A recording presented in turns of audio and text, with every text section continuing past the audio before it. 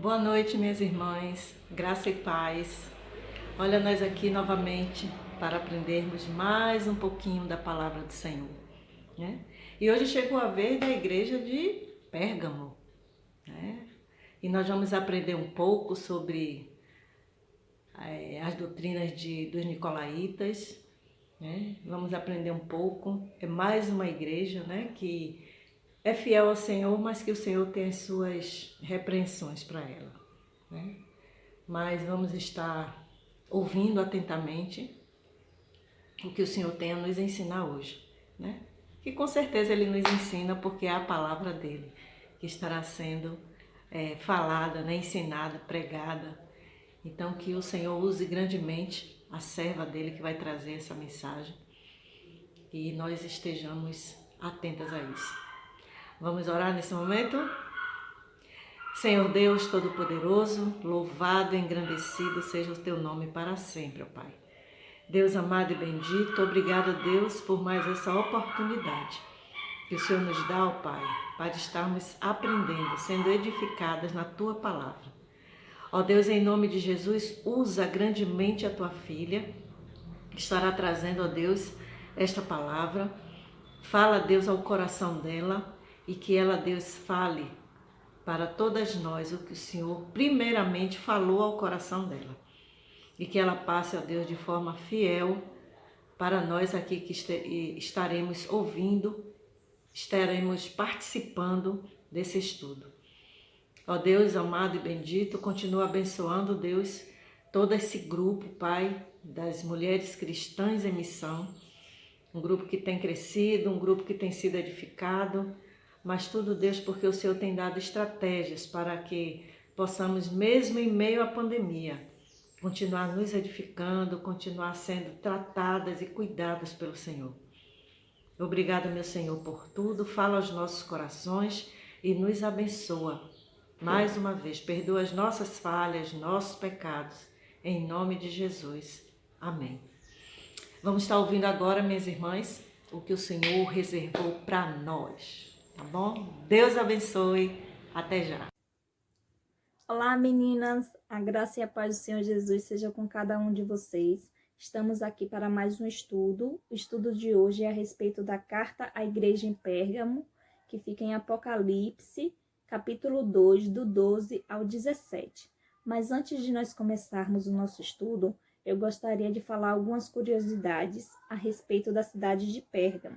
A cidade de Pérgamo era a capital da Ásia Menor, e ela possuía a segunda maior biblioteca do mundo, perdendo somente para a biblioteca em Alexandria. E também foi em Pérgamo que surgiu os pergaminhos, porque eles não tinham mais acesso ao papiro devido a alguns conflitos. Aí eles tiveram necessidade de criar algo para que eles pudessem escrever. Foi aí que surgiu os pergaminhos. Também na cidade de Pérgamo existiam vários templos religiosos, dedicados a muitos deuses. E um desses deuses era o deus Asclepe, que era considerado o deus da cura. Ou seja, é uma cidade do qual muitas pessoas iam até lá buscando cura através desse deus. E também na cidade de Pérgamo era o centro de culto ao imperador. E todos deveriam cultuar o imperador e dizer que o imperador era o Senhor.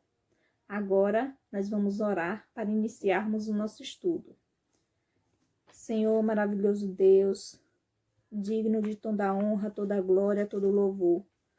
Senhor, nesse momento eu entrego cada vida, Senhor, presente aqui, que o Senhor possa estar abençoando cada família, Senhor.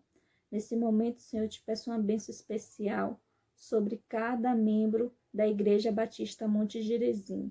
Senhor, também eu te peço, Senhor, misericórdia para com os que estão enfermos, com os que estão em uma situação difícil, Senhor, neste momento.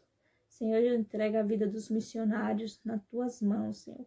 Dá o sustento necessário a cada um, assim como o Senhor sustentou e conduziu, Senhor, os missionários para edificar uma igreja ali em Pérgamo, Senhor.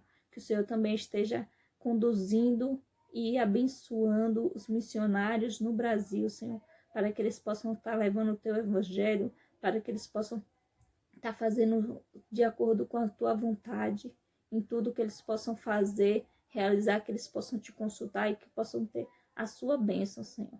Isso é o que eu te peço e te agradeço desde já, em nome de Jesus. Amém.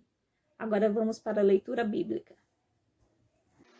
Carta à Igreja de Pérgamos, Apocalipse 2, do 12 ao 17. Ao anjo da igreja em Pérgamo escreve: essas coisas diz aquele que tem a espada afiada de 2 gumes. Conheço o lugar em que habitas, onde está o trono de Satanás, e que conservas o meu nome, e não negaste a minha fé, ainda nos dias de Antipas, minha testemunha, meu fiel, o qual foi morto entre vós, e está onde Satanás habita. Tenho todavia contra ti algumas coisas, pois que tens aí os que sustentam a doutrina de Balaão, o qual ensinava a Balaque a armar ciladas diante dos filhos de Israel, para comerem coisas sacrificadas aos ídolos e praticarem a prostituição. Outro sim também tu tens os que da mesma forma sustentam a doutrina dos nicolaítas. Portanto, arrependam-te, e se não, venho a ti sem demora, e contra eles pelejarei com a espada da minha boca. Quem tem ouvidos, ouça o que o Espírito diz às igrejas. Ao vencedor dar-lhe-ei do maná escondido, bem como lhe darei uma pedrinha branca, e sobre essa pedrinha escrito um novo nome, o qual ninguém conhece, exceto aquele que o recebe. Minhas irmãs, aqui nós podemos analisar 4 aspectos: identificação do autor, elogio, crítica, correção, julgamento e promessa. Nós iremos analisar cada um agora. Bem, meninas, agora vamos analisar a carta. Quem escreve a carta é o apóstolo João, mas o autor da carta é Jesus Cristo. Logo no início nós podemos perceber isso, quando ele diz: essas coisas diz aquele que tem a espada afiada de 2 gumes. A espada afiada é a palavra, que serve tanto para a igreja quanto para os seres celestiais.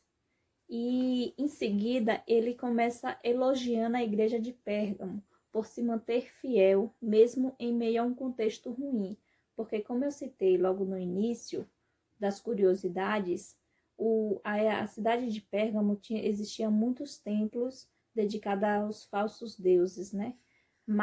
E tinha um templo dedicado ao imperador, e todos deveriam dizer que o imperador era o Senhor. Mas a igreja de Pérgamo se manteve fiel, dizendo que o único Senhor era Jesus Cristo. E ele também cita Antipas. Antipas provavelmente era o líder da igreja de Pérgamo, e ele foi morto por se manter fiel a Jesus Cristo. Ele foi assado dentro de um touro de metal. Mas depois do elogio, Jesus Cristo faz a crítica à igreja de Pérgamo, dizendo que dentro da igreja existiam pessoas que estavam sustentando a doutrina de Balaão e a doutrina dos nicolaítas. A doutrina de Balaão, como está lá em Número 22, o 23, 24 e outros, acho que até o 24, acho que seja até o 24, se eu não estou enganada. Balaão, ele era um profeta de Deus, e ele foi chamado por Balaque para amaldiçoar o povo de Israel, porque o povo de Israel estava rumo à terra prometida. E como tinha conquistado vários povos e estava próximo a Moabe, o rei Balaque ficou com medo e pediu a Balaão para ir até lá para amaldiçoar o povo de Israel. Ele foi impedido algumas vezes de ir até lá, mas depois Deus permite que ele vá, mas diz que somente irá sair da boca dele palavras para abençoar Israel, isso. Aí o que é que acontece? Quando chega lá, que ele vai com o rei Balaque a 3 lugares diferentes para praticar o ritual, para amaldiçoar o povo de Israel, ele acaba abençoando, porque é uma ordem dada por Deus. E como Balaão era um profeta que não era fiel a Deus, ele praticava as coisas de acordo com o que ele poderia obter de bens materiais. Aí ele propôs ao rei Balaque que fizesse uma festa, e nessa festa as mulheres moabitas seduzissem o povo de Israel, para que assim eles começassem a se prostituir e a comer de comidas oferecidas a ídolos, a uma série de pecados, né, que os moabitas praticavam.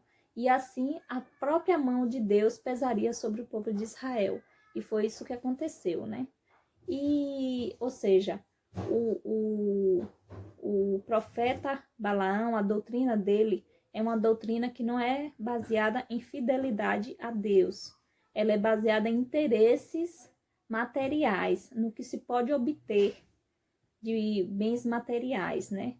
E tem a doutrina dos nicolaítas. Muitos acreditam que a doutrina dos nicolaítas veio de Nicolau, que era um diácono das primeiras igrejas primitivas, das igrejas primitivas, né? Que teria feito alguns erros, cometido alguns erros, mas essa teoria não se sustenta. O que é que se sustenta em relação a isso? Que a doutrina dos nicolaítas são doutrinas que não são baseadas na doutrina sã. A doutrina sã é a doutrina baseada na palavra de Deus. E o que é que acontece? A doutrina dos nicolaítas são doutrinas que são uma mistura com coisas que não estão na palavra de Deus. Por exemplo, uma das doutrinas que até pouco tempo eu mesma era a primeira a acreditar, que dizia que Deus ama os pecadores, mas odeia o pecado. Isso não é verdade, isso não está na Bíblia. A Bíblia afirma que não somente Deus odeia o pecado, mas também o que pratica o pecado. Nós podemos ver isso em Salmos 11:15 e em Provérbios 3:32 e em vários outros versículos.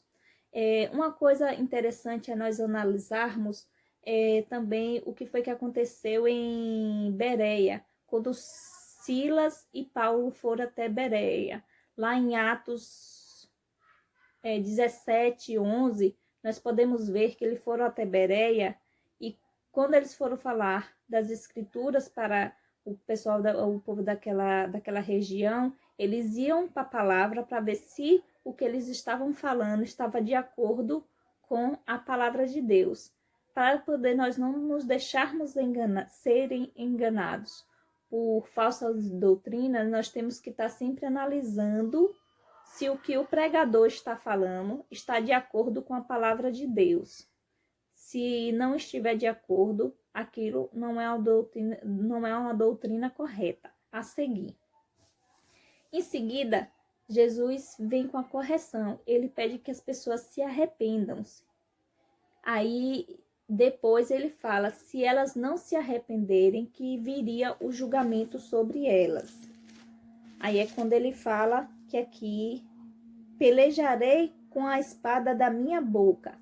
Aqui, novamente, é a palavra de Deus, que ele pelejará com a pelejará com a espada da sua boca. Então, é a palavra que usará contra aqueles que não se arrependerem. E depois ele fala, né, as promessas para aquele que permanecer até o fim e vencer. Que ele diz, quem tem ouvidos, ouça o que o Espírito diz às igrejas.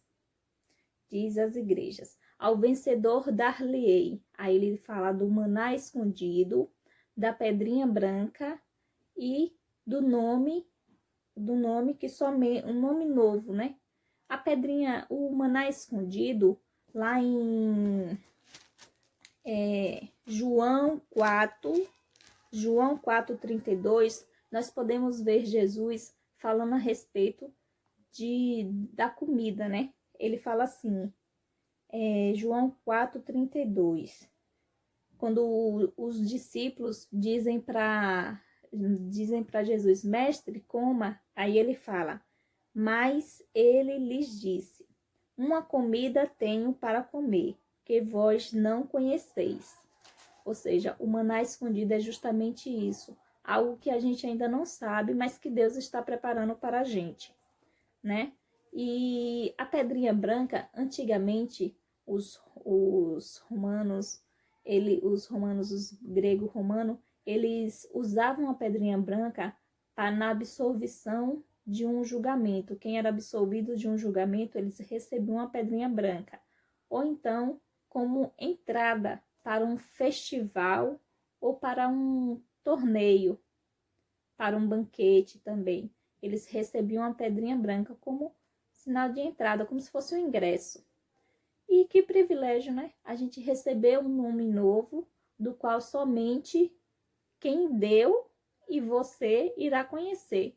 Isso seria um grau de intimidade muito grande que nós teríamos com o nosso Senhor Jesus Cristo. O que podemos aprender diante da situação em que Pérgamos vivia? Que ensinamento ela nos traz? Que devemos manter fiéis a Jesus Cristo, não importa o que está ao nosso redor, e que devemos analisar se dentro da nossa igreja está com doutrinas contrárias à palavra de Deus. Devemos nos manter fiéis à sã doutrina, que é a palavra de Deus. Tudo que for dirigido à palavra de Deus, devemos estar com a Bíblia aberta para poder analisarmos se aquilo está coerente à palavra de Deus.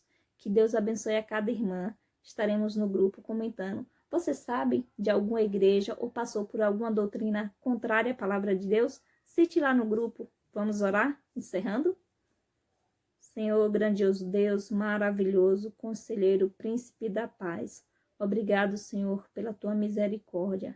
Senhor, abençoa cada irmã em particular, as suas famílias, Senhor. Que o Senhor possa alcançar os corações que ainda não te servem, Senhor. Nos dá uma noite tranquilizadora, um sono reparador. E que amanhã possamos acordar para mais um dia de vitória na tua presença. Isso é o que eu te peço e te agradeço desde já, em nome de Jesus. Amém. Beijo, meninas. Aleluias, minhas irmãs. Aleluias pelo estudo. Glórias ao nosso Deus pelo estudo, né? Nós agradecemos a Deus pela vida de Jaciara, que trouxe essa palavra. E mais uma vez fomos edificadas.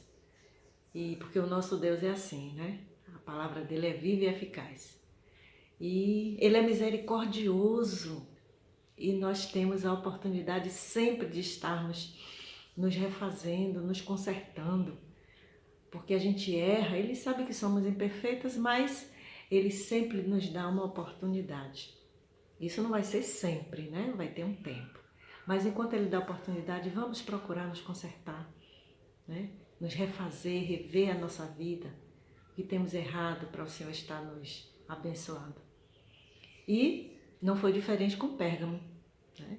Pérgamo tinha muitas coisas que desagradavam o Senhor, mas ele deu oportunidade para recomeçar. E no final, ao que vencer, receber a pedrinha branca com um nome que só ela tem, só ela que sabe. Então, que Deus nos abençoe, nos guarde, nos livre de todo mal e agradecemos a Ele por mais um estudo nessa semana. Vamos orar para encerrar? Santo Deus, poderoso Pai, louvado te engrandecemos sempre, ó Pai. Para todos sempre seja o teu nome louvado. Ó Deus, em nome de Jesus, obrigado pela vida da tua filha. Obrigado, ó Deus, pela família dela, família dedicada à obra do Senhor. Continua, Deus, abençoando. Seja, ó Deus, com nossas vidas, que nós realmente nos arrependamos e possamos, ó Deus, estar falando contigo, dizendo, Senhor, me ajuda, me conserta, me renova, ó Deus. Obrigada, ó Deus, por mais um dia de estudo, obrigada por mais um dia de edificação para a nossa vida. Continua, Deus, nos abençoando. Senhor Deus, com os negócios, Pai, de tua filha, da família. Alarga, Deus, as fronteiras e que eles possam, Pai, ser grandemente abençoados. Jaciara, Valdir e Maria. E toda a sua parentela também. E nós precisamos ver nossa parentela feliz e bem. E nós também estaremos felizes com isso.